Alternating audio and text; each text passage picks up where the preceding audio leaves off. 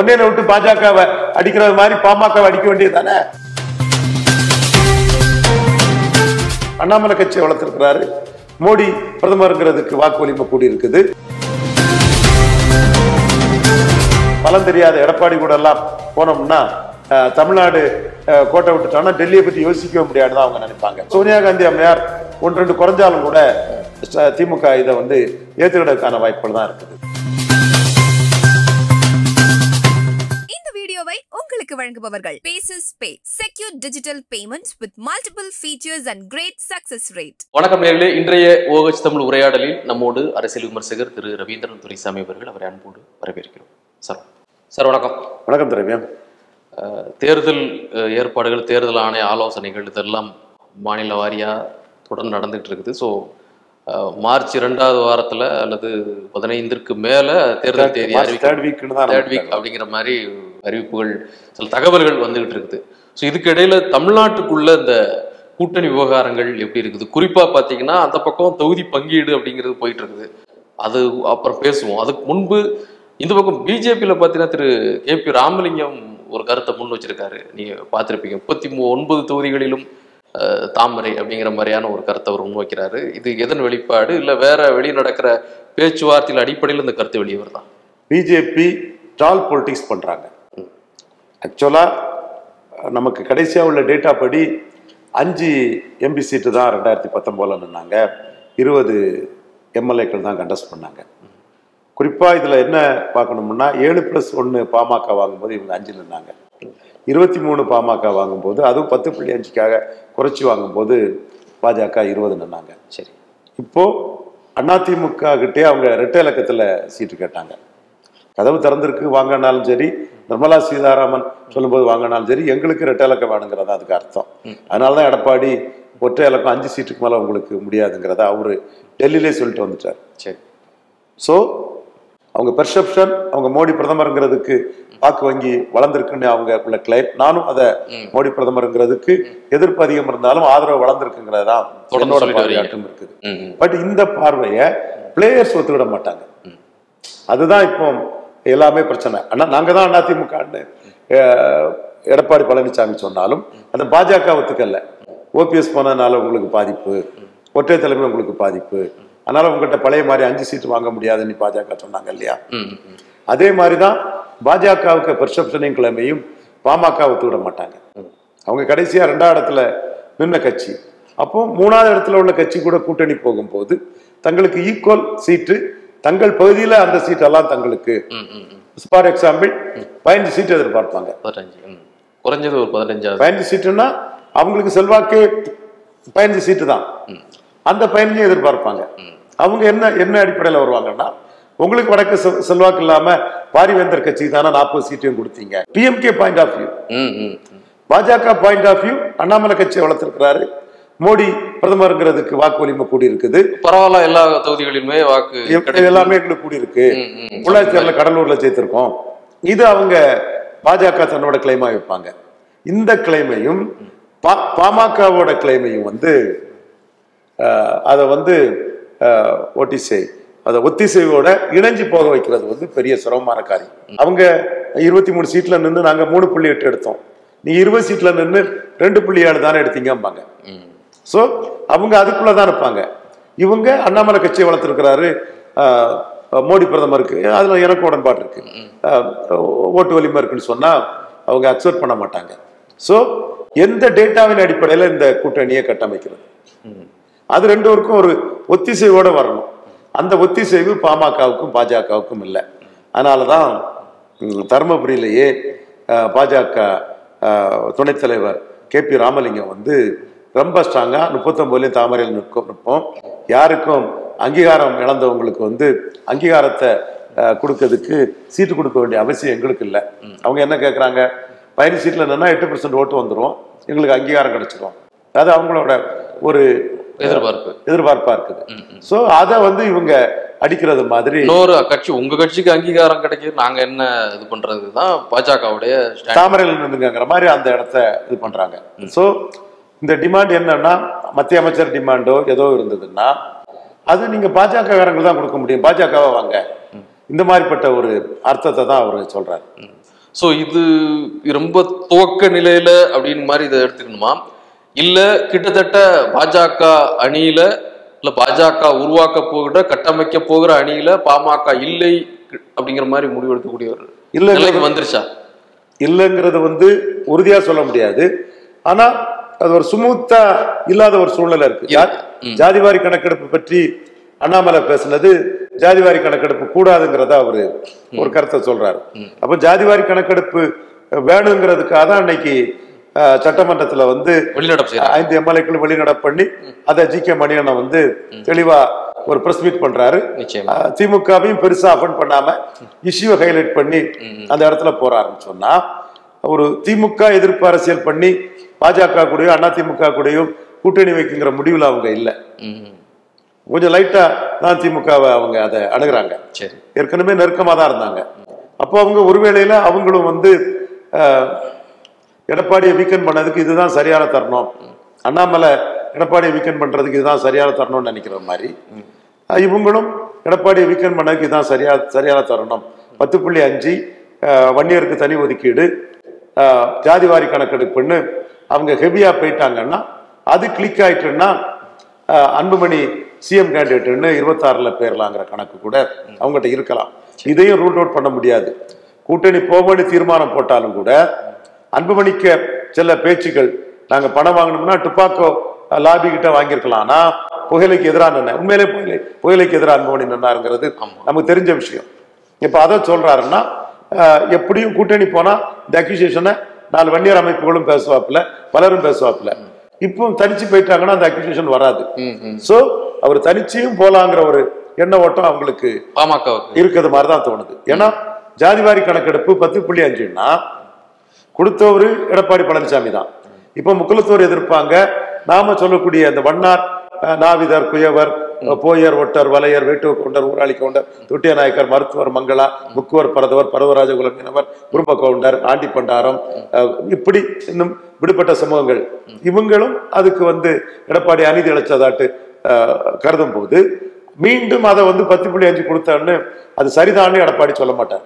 கொடுத்தவர் அவரு counter struck பண்ணிட்டு மீண்டும் அவங்க ஸ்டாலின் கேட்டுட்டு இருக்கிறாரு. ஸ்டாலினுக்கும் இந்த பிரச்சனைகள், முக்குலத்தோர் பிரச்சனையும், இந்த சபல்டன் காஸ்ட் சொல்லக்கூடிய ரவீந்திர துரைசாமி டீம் முன்னெடுக்கக்கூடிய காஸ்ட் பிரச்சனையும் ஸ்டாலினுக்கு இருக்குது. நம்மளும் வன்னியருக்கு கொடுக்காண்டான்னு சொல்ல வரல. ஜாதிவாரி கணக்கெடுத்தபடி எல்லாருக்கும் ஒரு யாருக்கும் மனக்கசப்பு இல்லாம வெளிப்படையா கொடுங்க, 10 மேல வந்தா கூட கொடுங்கன்னு தான் நம்ம சொல்றோம். சோ இந்த இடத்துக்குள்ள ஜாதிவாரி கணக்கெடுப்பு இல்லாம கொடுத்த எடப்பாடி பழனிசாமி இந்த முக்குலத்தோர்கிட்டையும் நாம சொல்லக்கூடிய சமூகங்கள் மத்தியிலையும் ஒரு வெறுப்பை சம்பாதிச்சிருக்கிறார். அது நிரந்தரமாக கூடாதுன்னு அவர் பார்ப்பார். அப்போ 10.5 நான் சரின்னு கூட அவர் இப்ப சொல்ல மாட்டார்.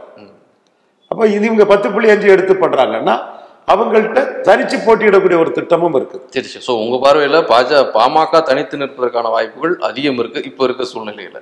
அவங்க டான்ஸுக்கு கூட்டணி வரலன்னா அவங்க தனிச்சு போயிருவாங்க. அது தனிச்சு போறக்கூடிய சக்தி அவங்களுக்கு இருக்கு. தனிச்சு போய் வடதமிழகத்துல 15% ஓட்டு எடுத்தாரு அன்புமணி ராமதாஸ். அன்புமணி ராமதாஸ் தலைமையில எடுத்த அந்த ஓட்டு தான் ஜெயகுருவும் அதை ப்ரொஜெக்ட் பண்ணாரு. ஜெயகுருவுக்குள்ள பங்களிப்பும், குரு அந்த கம்யூனிட்டியில இன்னைக்கும் பல பகுதிகளில் போகும்போது ஜெயகுருவுக்கு ஒரு பெரிய ஹீரோவர்ஷிப் அந்த கம்யூனிட்டிக்குள்ள இருக்குது. அதைத்தான் அவரோட மனோஜ் போன்றவங்க எல்லாம் அதை குருவை முன்ன வச்சுதான் தங்களுடைய அரசியலை நடத்திட்டு இருக்காங்க. ஸோ அந்த அன்புமணி தலைமைக்கு தான் அது கிடைச்சுங்கிறதும் 100க்கு 100 உண்மை. அப்போ அந்த பலம் அவங்களுக்கு இருக்குது. மீண்டும் டாக்டர் ராமதாஸை ராணிப்பேட்டையில், அப்பெல்லாம் ராமதாஸ் தான் அவுட். ராணிப்பேட்டையில திருச்செந்தூர்ல குமரியானந்த நாராயணசாமி நாயுடு பெரியகுளத்துல மூழ்கின மாதிரி பாமக மூழ்கிறோம்னு நினைக்கும் போது வாக்கு வலிமை காட்டினாரு. 2009 எல்லா சீட்டுகளையுமே விஜயகாந்த்ங்கிற ஃபேக்டரை பயன்படுத்தி கலைஞருக்கு மைண்டை ரூல் பண்ணி நம்மளோட ஸ்ட்ராட்டஜி கான்டாக்ட் நாலேஜ் ஒர்க் மூலமா தோக்கடிச்ச பிறகு ராமதாஸ் பெண்ணகரத்துல 2வது சக்தின்னு மணியண்ணன் பையன் தமிழ் போட்டு தன்னை நிரூபிச்சு காட்டினவர். அதே மாதிரி இப்பவும் அவங்க வன்னியர் இஷ்யூவை எடுத்து வன்னியர் சென்டிமெண்ட்டை விப்பப் பண்ணி, ஏன்னா ராமதாஸ் வன்னியருக்கு உறுதியானவர். ராமதாஸ் வீழ்ச்சி அடைஞ்சா வன்னியர் அரசியல் வீழ்ச்சி அடையும், ராமதாஸ் வீழ்ச்சி அடைஞ்சா வன்னியர் அரசியல் வீழ்ச்சி அடையும். இது அறிவார்ந்த வன்னியர்களுக்கு, எல்லா கட்சியில் இருக்கக்கூடிய வன்னியர்களுக்கும் தெரிஞ்ச விஷயம், நம்ம போன்றவர்களுக்கும் தெரிஞ்ச விஷயம். இதனால நம்ம நேர்மையா உண்மையை சொல்றதுனால இதை சொல்றோம். அப்போ அதுல ஒரு கன்சல்டேஷன் கொண்டு வந்துடலாம் அப்படின்னு அவர் நினைச்சு போறதுக்கும் வாய்ப்பு உண்டு. இப்போ அப்படி நீங்க போனா எங்களுக்கு ஒண்ணும் பிரச்சனை இல்லை. எங்களுக்கு மோடி பிரதமர் அண்ணாமலை உழைப்பிலையும் நடைபயணத்திலும் வாக்கு வலியுமே கூட்டிட்டுன்னு KP ராமலிங்கம் சொல்றாரு. இதுதான் பாஜகவுக்கு நிலைப்பாடா இருக்குது. இங்க ரொம்ப முக்கியமா பாமக யாருக்கு இருக்காங்கன்னா அதிமுகவுக்கு தான். CB சண்முகம் நேர்ல போய் சந்திக்கிறார். ஒண்ணு நடக்காது நம்ம சொன்னோம், உடனே ஒண்ணு நடக்காதுன்னு சொன்னோம், அது நடக்கல. அதே மாதிரி KP முனுசாமி ஒரு செய்தி வந்ததும் ராமதாஸ் மறுத்ததும் ஐயா ஐயான்னு ராமதாஸ் கெஞ்சிற ஒரு தன்மை இருக்குது.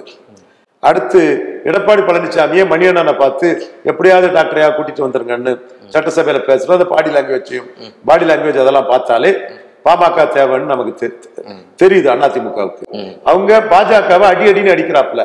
பொன்னையனை விட்டு பாஜகவை அடிக்கிறது மாதிரி பாமகவை அடிக்க வேண்டியது தானே. ஐயா எடப்பாடி பழனிசாமி அவர்களே, பொன்னையனை விட்டு கிறிஸ்தவ முஸ்லீம் ஓட்டுக்கு பாஜக பாதிப்புன்னு சொன்ன மாதிரி அதே பொன்னையனை விட்டு பாமக அடிச்சு பாருங்க, முடியுமா உங்களால? ஊசி நாட்டி தலையில நின்னாலும் அது உங்களால முடியாது. இப்போ பாமக தேவைங்கிறதுனால பாஜக அடிக்கிற மாதிரி பாமக அடிக்க முடியல. பாஜக மைனஸ் அடிச்சுட்டாங்க. நானும் பலமுறை உங்கள்கிட்ட சொல்லிட்டேன், எடப்பாடி மீண்டும் பாஜக வரமாட்டாரு, அவருக்கு லீடர்ஷிப்பை பாதிக்கும், அவருக்கு எதிராட்டும் CBI ED IT எதுவும் போகாதுங்கிறது நம்ம தெளிவா சொல்லியிருக்கோம். இப்பவும் அதுதான் நிலைமை. ஜெயக்குமார் ஒரு செய்தியாளர் சந்திப்புல சொல்றாரு, புள்ள பிடிக்கிற மாதிரி இந்த பூச்சாண்டி வேலை காமிக்கிற மாதிரி பாஜக சில வேலைகள் பண்ணிட்டு இருக்கிறாங்க, கட்சியில இருந்து ஆட்கள் எடுத்துது. இந்த வேலையெல்லாம் அதிமுகவில் நடக்காது, இது ஒரு வேலைன்னு பண்ணிட்டு இருக்கிறாங்க மாதிரி ஒரு கருத்தை முன்வைக்கிறாரு திரு ஜெயக்குமார். பாஜக அலையன்ஸ் எந்த காலத்திலயும் வரக்கூடாதுங்கல்ல தெள்ள தெளிவாக அவரோட பெர்சனல் பொலிட்டிக்ஸ் அதில் தான் இருக்குது. தலவாய் சுந்தரம் வரட்டுன்னு ஆசைப்படுறாரு, அவங்க பெர்சனல் பொலிட்டிக்ஸ் அப்படிதான் இருக்குது. ரெண்டு பேருமே முக்கிய தலைவர்கள், முன்னணி தலைவர்கள். ரெண்டு பேரும் அவங்கவுங்க தளத்துல இருந்து அதை பாக்குறாங்க. சரி சரி. அதே வேளையில பாமக விஷயத்துல ஜெயக்குமார் பாமக இருந்தா இருக்கட்டு, ஆனா ரொம்ப எடப்பாடி பாமக கீழே போயிடக்கூடாதுன்னு ஜெயக்குமார் நினைக்கிறார். ஆனால் நாங்க பெரிய கட்சி, எங்களை நம்பிதான் மற்றவங்க வரணுங்கிற கருத்தை அவர் முன்வைக்கிறார். சோ இப்போ அதிமுக எடப்பாடி பழனிசாமி 40லயும் தனிச்சு போட்டியிடுறதுக்கு தயங்குறாரு. அப்போ பாமக கூட்டணி இருந்தாதான் வட தமிழகத்துல 2ஆம் இடத்தை முடிவு பண்ண முடியுங்கிற அச்சம் அவர் மனசுக்குள்ள இருக்குது. பாஜகவை துச்சமா தூக்கி எறிஞ்சு பேசுற மாதிரி பாமக பேச முடியல. எடப்பாடியிலேயே வன்னியர் எழுச்சியில 96ஆம் ஆண்டு ரெட்டலைய வீழ்த்தி இடத்துக்கு ரெட்டலைய 3ஆவது இடத்துக்கு தள்ளின கட்சி பாமக. வன்னியர் எழுச்சி எடப்பாடியில வந்த மாதிரி சேலம், தர்மபுரி, கிருஷ்ணகிரி இங்கெல்லாம் வந்துடுச்சுன்னா எடப்பாடி தரப்பு தாக்கு பிடிக்க முடியாது, பாமக ஏறி போயிடும். எடப்பாடி தரப்பு தாக்கு பிடிக்க முடியாது. நான் என்ன சொல்றேங்கிறது டாக்டர் தெரியும். வன்னியர் எழுச்சி வந்தா எடப்பாடி தரப்பு சேலம், தர்மபுரி, கிருஷ்ணகிரி, நாமக்கல் இங்கெல்லாம் தாக்கு பிடிக்க முடியாது. நான் சொல்லக்கூடிய வார்த்தைக்கு அர்த்தம் எடப்பாடிக்கும் தெரியும், டாக்டர் ஐயாவுக்கும் தெரியும். இதுக்கு மேல நம்ம இதை ரொம்ப உள்ள போய் பேச வேண்டிய அவசியம் இல்லை. புரிஞ்சவங்க அதை புரிஞ்சுக்கிடுவாங்க. சோ அப்படி ஒரு எழுச்சி வன்னியர் காட்டிடக்கூடாதுங்கிறதுல அப்படி காட்டிட்டாங்க, தனிச்சு நின்று காட்டிட்டாங்கன்னா தனக்கு அது பெரிய பாதிப்பாயிரும்னு எடப்பாடி பழனிசாமி நினைக்கிறாரு. அதனாலதான் பாஜகவை துச்சமா மதிச்சு அசால்ட்டா கிடையவே கிடையாது, என்னைக்கும் கிடையாது, 26லயும் கிடையாது, 36லயும் கிடையாதுன்னு சொல்லக்கூடியவங்க எடப்பாடிக்குள்ளே சிக்கி 3ஆவது இடத்துக்கு வன்னியர் எழுச்சி தன்னை வீழ்த்திருமோங்கிறதுனால பாமக விஷயத்துல அப்படி பேச முடியாம நிதானம் காக்குறாப்ல. அதே டைம்ல ரொம்பையும் கொட்டி அள்ளி கொட்டிடக்கூடாதுன்னு ஜெயக்குமார் போன்றவங்க எல்லாம் நினைக்கிறாங்க. அள்ளி கொட்டினாலும் பரவாயில்லன்னு CB சண்முகம், KP முனுசாமி போன்றவங்க எல்லாம் நினைக்கிறாங்க. ஏன்னா KP முனுசாமிக்கு பாமக இருந்தா கிருஷ்ணகிரியில ஸ்டெடியா இருக்கும். CB சண்முகம் பாமகவை எதிர்த்து நிற்கக்கூடிய கெப்பாசிட்டி உள்ளவர் தான். அது தனித்த முறையில கெப்பாசிட்டி உள்ளவர் தான். ஆனா இருந்தா சேஃப்னு நினைக்கிறாரு, அல்லது திமுக ஃபைட் பண்ணதுக்கு பதிலா ராமதாஸ் கிட்ட மல்லு கட்டிட்டு இருக்கணும். அது ஒரு பெரிய எதிரிகிட்ட, மெயின் எதிரிகிட்ட ஃபைட் பண்ணதோட இடைநிலை எதிரிகிட்ட ஃபைட் பண்ண வேண்டியது இருக்கும். அதனால பாமக இருந்தா நல்லதுன்னு CB சண்முகமும் நினைக்கிறாரு, KP முனுசாமி கண்டிப்பா வேணும்னு நினைக்கிறாரு. சோ இதுதான் அன்பழகன், வீரமணி போன்ற 2ஆம் கட்ட அதிமுக தலைவர்களோட நிலைப்பாடா இருக்குது. அதனால அவங்க அசால்ட்டா பாமகவை டீல் பண்ண முடியும். இன்னொன்று எடப்பாடி செய்தியாளர் சந்திப்புல ஒரு விஷயத்த கேட்கறாங்க, அந்த இரட்டை இலை சின்னத்தை முடக்கிற மாதிரி ஓபிஎஸ்னுடைய பேச்சு சமீப காலத்தில் அவர் பேசிட்டு இருக்கிறாரு. என்னங்க நீதிமன்றம் சொல்லியாச்சு, தேர்தல் ஆணையம் முடிவு பண்ணியாச்சு, எல்லாமே ரூட் எல்லாம் கிளியர் ஆயிடுச்சு, இதுக்குள்ள அதை முடைக்கிற முடியும் அப்படின்னு சொன்னால் அது அவங்களுடைய பேராசை அல்லது நிராசை, அது ஒரு காலம் நிறைவேறாது அப்படிங்கிறாரு. ஸோ அந்த மாதிரி ஒரு திட்டம் ஓபிஎஸ்ட இருக்குதா லாஸ்ட் மினிட்ல? இருக்கலாம், வாய்ப்பு இருக்கு, இருக்கலாம். அதாவது சாதிக்கல்லி வழக்குப்படி எடப்பாடிக்கு அது உரிமை உண்டுங்கிறதா நம்ம பேசணும். பட் நாம வெளிப்படையாட்டு அதை முடக்க முயற்சி பண்ணி சூழ்நிலையால அது நடைபெறாம போயிட்டுங்கிறதும் உண்மை. நாமளே அது கொடுக்கறதுல அர்த்தம் இல்லை. He's master art of teaching, ரெட்டில வாங்கிட்டு ஓடிடுவாருங்கிறதெல்லாம் பாஜக தரப்புக்கு சொன்னோம். But election commission, supreme court இதெல்லாம் நிற்கும்போது வந்து சூழ்நிலையில இவர் வழக்கு போடலாம், சாதிக்கல்வி வழக்குப்படி இவருக்குள்ள மெஜாரிட்டி இருக்குது. ஸோ அந்த காலகட்டத்தில் ரெட்டையில கொடுக்கப்பட்டது. நாமளே கொடுக்கதா இருந்தா கூட இவ்வளவு அவசரமாயா எலெக்ஷன் கமிஷன் முடிவு எடுக்கணுங்கிற எல்லாம் நாம நினைச்சோம். எப்படி அந்த இலையை வாங்கிட்டார் அவரு. நம்மளோட பாயிண்ட் ஆஃப் வியூ, அந்த இலையை சமூக நீதியை சூறையாடக்கூடிய இலை. கொங்கு வேளாளர் 65 பேர் 100க்கு போடும்போது நாயுடு, செங்குந்தர், அருந்ததியர் பறையர்லாம் 100க்கு 10-12 பேர் தான் போடுறாங்கன்னா மக்களுக்கு தெரியும் இந்த இலையை வச்சு சமூக நீதியை சூறையாட முடியாதுங்கிற கருத்து நம்ம கருத்து. அதைத்தான் KP முனுசாமிக்கும் பெரியாருக்கு பாரத பட்டம் கேட்டுக்கிட்டு வன்னியர் சமூக நீதியை சூறையாடுறதுக்கு ரெட்டையில வச்சு முயற்சி பண்ணீங்கன்னா அது வந்து செங்குந்தருக்கும் பறையருக்கும் என்ன தெரியாம போகுமானதான் என் நண்பர் KP முனுசாமியை நம்ம வெளிப்படையா பேசிட்டு இருக்கோம். ஓபிஎஸ் அந்த சென்டிமெண்ட்ல வந்தவர். அவங்களுக்கு அந்த சிம்பலை ஏத்து இருக்கக்கூடிய மன வலிமை கொஞ்சம் குறைவா தான் இருக்கும். ஸோ அவங்க அந்த சிம்பலை முடக்கப்பட்டுட்டால், நான் பாஜக கூட்டணி போகக்கூடியவங்க அந்த சிம்பல் பாஜக முடக்கி கொடுத்துட்டா தங்களுக்கு ஆடட் அட்வான்டேஜா இருக்கணும்னு அவங்க நிலைப்பாட்டில இருந்து யோசிக்கிறது இயல்புதான். ஓபிஎஸ் இபிஎஸ் வந்து அதை நீதிமன்றம் மூலமா பெற்றவர், தேர்தல் ஆணையம் மூலமா பெற்றவர், ஸ்ட்ராங்கா பேசுறாரு. இதுல அவர் ஸ்ட்ராங்கா பேசத்தான் செய்வார். அவர் இதுல ஸ்ட்ராங்கா பேசுறதுல தப்புன்னு நான் சொல்ல மாட்டேன். ஏன்னா என் பாயிண்ட், அதை வச்சு நீங்க வன்னியர் விளையாட கொண்டு சமூக நீதியை சூறையாட முடியாதுங்கிறதா நான் மக்கள்கிட்ட போறேன். இந்த சிம்பல் எல்லாம் என்ன தோத்து கிடக்கூடிய இந்த சிம்பல் எல்லாம் தூக்கி அடிச்சு மக்களை எழுச்சி வர செய்யலாங்கிறது ஏன் கருத்தா இருக்கு. இந்த பக்கம் பாத்தீங்கன்னா தொகுதி பங்கீடு திமுக அணியில முதல் கட்ட பேச்சுவார்த்தைகள்லாம் முடிஞ்சிருக்குது. பட் ஆனா இன்னும் வெளிப்படையான அறிவிப்பு இது வரைக்கும் வரல. அடுத்த கட்ட பேச்சுவார்த்தைக்கு போகுதா இல்ல முதல் கட்டத்திலே ஒரு திருப்தி அடைஞ்சிருச்சா அப்படிங்கிற விஷயங்கள் தெரியல. இப்ப நீங்க முன்னாடி நம்ம போன வாரம் பேசும்போது சொன்னீங்க, பெரிய அளவுல கடந்த முறையில இருந்து இடங்கள் குறைவதற்கான வாய்ப்பு இல்லை, சிட்டிஸ் எப்படி இருக்குதோ அதே இது கண்டினியூ ஆக வாய்ப்பு இருக்கு. பட் அந்த எந்த இடங்கள் மாறும், எண்ணிக்கை மாறாது, இடங்கள் மாறுவதற்கான வாய்ப்பு இருக்கு அப்படின்னு கடந்த வாரம் சொன்னீங்க. அந்த ஸ்டேட்மெண்ட் இந்த வாரத்திலையும் கண்டினியூ ஆகிற மாதிரி இருக்கா, இல்லை அங்க அந்த தரப்புல வேற ஏதாவது நடந்துட்டு இருக்கா?